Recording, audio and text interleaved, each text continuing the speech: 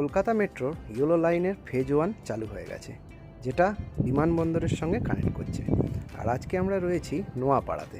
এই হচ্ছে নোয়াপাড়ার platform number 4। দেখতেই পাচ্ছেন লেখা রয়েছে এই স্টেশন থেকে বিমানবন্দরের দিকে যাবে মেট্রো। আমাদের মেট্রো অলরেডি চলে এসেছে। এটা বিমানবন্দর থেকে এলো, আর এই মেট্রোটাই আবার যাবে নোয়াপাড়া থেকে। মেট্রোতে কিন্তু খুব একটা ভিড় নেই। আর নোয়াপাড়া থেকে এই জার্নিতে মাঝে পড়বে দমদম ক্যান্টনমেন্ট, তারপর যশোর রোড, আর তারপরেই বিমানবন্দর। আর এখন আমরা যাচ্ছি যশোর রোডের পাশ দিয়ে। আর দেখতে দেখতেই আমরা চলে এলাম বিমানবন্দরে। সময় নিল মাত্র 12 মিনিট। আর এই হচ্ছে কলকাতা বিমানবন্দরের মেট্রো স্টেশন, একদম ঝাঁ চকচকে। গত 22শে আগস্ট এই মেট্রো লাইনের শুভ সূচনা হয়েছে। এখন কেবলমাত্র ফেজ 1টাই চালু হয়েছে, যেটা নোয়াপাড়া টু এয়ারপোর্ট।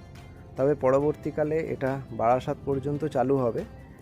এই যে দেখতেই পাচ্ছেন এখানে লেখা রয়েছে 2 নম্বর থেকে নোয়াপাড়ার দিকে এবং 3 নম্বর থেকে বারাসাতের দিকে মেট্রো যাবে। যদিও বারাসাত মেট্রো এখনও চালু হয়নি, ওটা আন্ডার কনস্ট্রাকশন রয়েছে। এবার আমরা মেট্রো স্টেশন থেকে আস্তে আস্তে বেরিয়ে আসব। আচ্ছা, এখানে কিন্তু টয়লেট এবং পানীয় জলের ব্যবস্থা রয়েছে, যেটা খুব ভালো।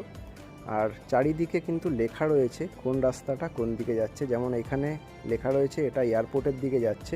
চলুন আমরা এয়ারপোর্টের দিকেই যাই এবং দেখি কতটা সময় লাগছে। 2 মিনিট মতন হাঁটলাম এবং আমরা কিন্তু এয়ারপোর্টের যে ডিপারচার এরিয়া সেখানে চলে এলাম।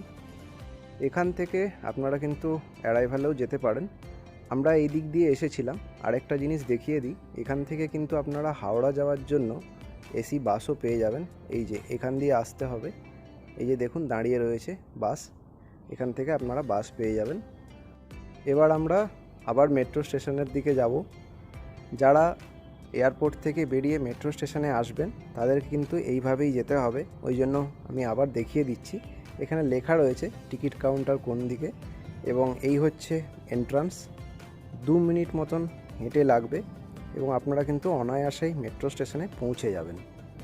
আর যারা মেট্রো স্টেশন থেকে বাইরে বেরোতে চাইবেন তাদের জন্য এই রাস্তা ফলো করতে হবে। এটা হচ্ছে এয়ারপোর্ট 2.5 নম্বর বাস স্টপ। যারা এখান থেকে 2 নম্বর, 2.5 নম্বর বা 1 নম্বরের দিকে যেতে চাইবেন তারা এখান থেকে বাস পেয়ে যাবেন। আর এখানে কিন্তু আরও একটা গেট রয়েছে, যেটা এখন অপারেশন ফেজে নেই। এটা হয়তো পরবর্তীকালে চালু হবে, তাহলে কিন্তু আরও সুবিধা হবে। যারা এই চত্বরে থাকেন বা এখান থেকে যারা মেট্রোকে অ্যাক্সেস করতে চান তাদের জন্য অনেক সুবিধা হবে।